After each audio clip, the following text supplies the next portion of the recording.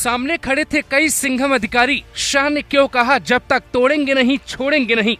Wheel chair पे जवान, सामने खड़े गृह मंत्री, जिसने भी देखी तस्वीर वो करने लगा सैल्यूट। किस्सा ऑपरेशन ब्लैक फॉरेस्ट का, 2 राज्यों में तोड़ी दुश्मनों की कमर, सैकड़ों ने किया सरेंडर। ये हिंदुस्तान के वो शूरवीर हैं जिनकी बहादुरी का किस्सा सुन के देश ताली बजाएगा, जिन्हें सम्मानित करने के लिए छत्तीसगढ़ और तेलंगाना बॉर्डर से स्पेशली गृह मंत्री शाह ने दिल्ली बुलाया, जहां छत्तीसगढ़ के मुख्यमंत्री विष्णुदेव साय, डिप्टी सीएम विजय शर्मा ने शाह का गुलदस्ता देकर स्वागत किया। फिर सीआरपीएफ के इन जवानों का शाह ने सम्मान किया। भगवान शिव की नृत्य मुद्रा यानी नटराज की तस्वीर देके सम्मानित किया।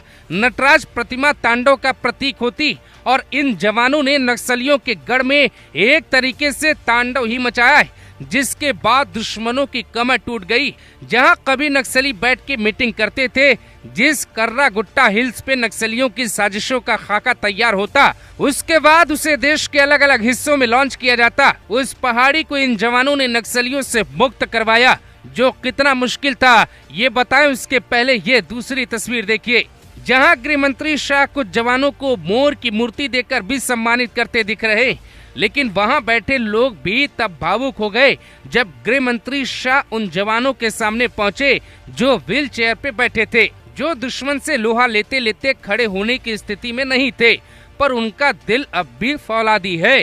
चेहरे के भाव बता रहे थे वो अब भी नक्सलियों की कमर तोड़ने को तैयार है। शायद इस ऑपरेशन में वो घायल हो चुके थे। देश ने इस ऑपरेशन में 2 जवानों को भी खोया। जितने भी जवान इस ऑपरेशन में शामिल रहे, उनके परिजनों से भी शाह ने मुलाकात की और हर संभव मदद का भरोसा दिया। साथ ही एक्स पे एक पोस्ट लिखा, 31 मार्च 2026 तक देश को नक्सल मुक्त बनाना मोदी सरकार का संकल्प है। जब तक सारे नक्सली या तो आत्मसमर्पण न कर दें, पकड़े न जाएं या समाप्त न हो जाएं, तब तक हम चैन से नहीं बैठेंगे। इस संकल्प को पूरा करने के लिए हमारे सुरक्षा बलों के त्याग और समर्पण पे पूरे देश को गर्व है। अमित शाह इकलौते ऐसे गृह मंत्री हैं जो बार बार अपने जवानों से मिलते, उनका हौसला बढ़ाते, उनकी जरूरतों को समझते। न सिर्फ एक एडमिनिस्ट्रेटर हैं, बल्कि एक अभिभावक की तरह जवानों से मिलते हैं। नक्सल प्रभावित क्षेत्रों का दौरा जितना शाह ने किया, शायद ही कभी किसी गृह मंत्री ने किया हो, जो जवानों का हौसला तो बढ़ाता है, साथ ही प्रभावित क्षेत्रों में रह रहे भारतीयों में भी विश्वास जगाता है और शाह के नक्सल मुक्त भारत के संकल्प के प्रति दृढ़ता और मजबूत इरादा भी दिखाता है। पहले भारत में ऐसा हम देखते थे कि कोई गृह मंत्री जवानों से सिर्फ सम्मान समारोह या फिर स्वतंत्रता दिवस और गणतंत्र दिवस के मौके पर ही मिलता था, लेकिन शाह ने ये थ्योरी बदल दी।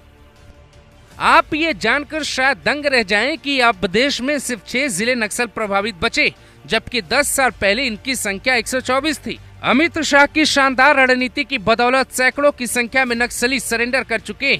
जो भी सरेंडर को तैयार नहीं, वो ब्लैक फॉरेस्ट जैसे ऑपरेशन में ढेर हो रहे। आप इस ऑपरेशन की मुश्किलों का अंदाजा सिर्फ इन्हीं बातों से लगा सकते हैं कि ये नक्सलियों के खिलाफ देश का पहला ऑपरेशन था जो लगातार 21 दिन तक चला। सीआरपीएफ, डीआरजी, कोबरा और छत्तीसगढ़ पुलिस के 10,000 जवानों को इस पूरे मिशन में शामिल किया गया। छत्तीसगढ़ तेलंगाना बॉर्डर के कर्रे गुट्टालू पहाड़ी पर जवानों ने मुश्किल से चढ़ाई की। 27 नक्सली मारे गए। 3 करोड़ की इनामी बसवा राजू को भी जवानों ने ढेर कर दिया। बसवा राजू उर्फ गगन्ना माओवादियों का लीडर नंबर 1 कहा जाता था। बीते 30 सालों में ये पहला मौका था जब नक्सलियों के सेक्रेटरी रैंक का कोई व्यक्ति मारा गया हो। इस ऑपरेशन में जवानों ने जैसे नक्सलियों को चकमा दिया, उनके ठिकानों का सटीक लोकेशन पता करने के लिए तकनीक का इस्तेमाल किया और फिर उन्हें भागने तक का मौका नहीं दिया। उसके लिए पूरा देश इन्हें सैल्यूट कर रहा है और खुद गृह मंत्री अमित शाह ने इन्हें सम्मानित करने के लिए बुलाया था।